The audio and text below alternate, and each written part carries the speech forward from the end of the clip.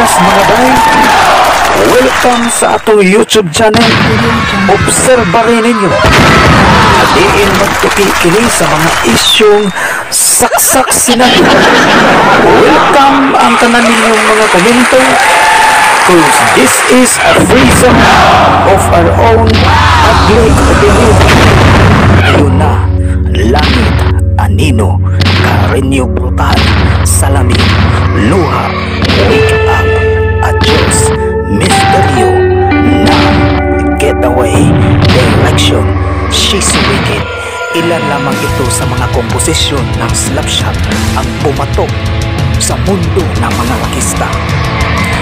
Una kong narinig mga bay yung Agent Orange nung elementary pa ako, at narinig ko ito sa 99.5 RT.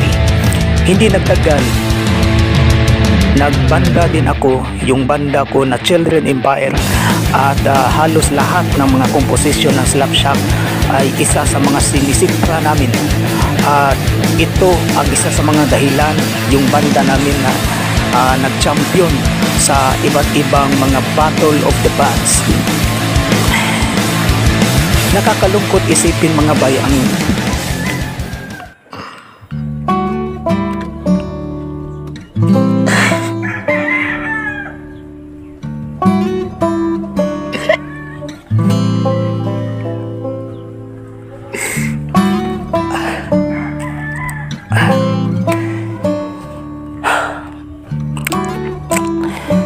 pasensya mga bay, nasasaktan talaga ako sa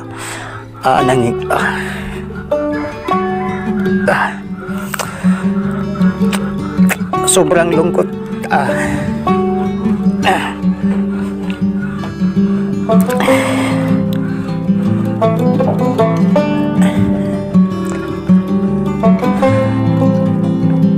Mula ng mga bay, high school hanggang nag-college, ang mga awitin sa mga sa Slapshot ay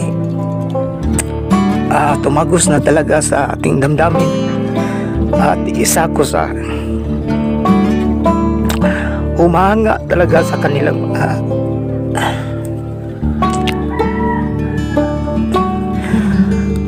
pasensya talaga mga bay, no? Sobrang sakit isipin, pero hindi ko na lang siguro babanggitin pa kung ano ang dahilan sa kanyang pagkamatay, at anong kung mayroon mang mga pangyayari sa loob ng banda ng Slapshot. Hindi ko na lang siguro yun tuklasin pa. Ang sa akin lang,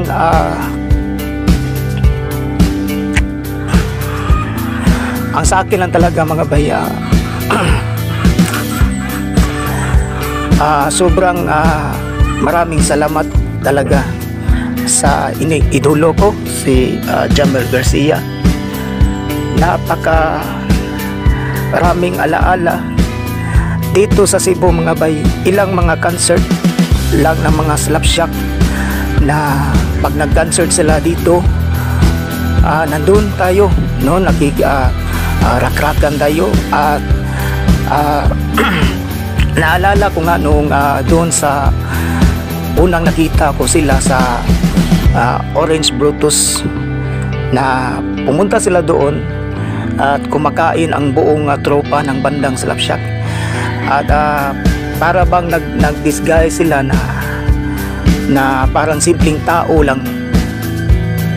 Ngunit nakita ko talaga, kasi kilala ko talaga ang Slapshot, at yun nga, nagkaroon ako ng panahon na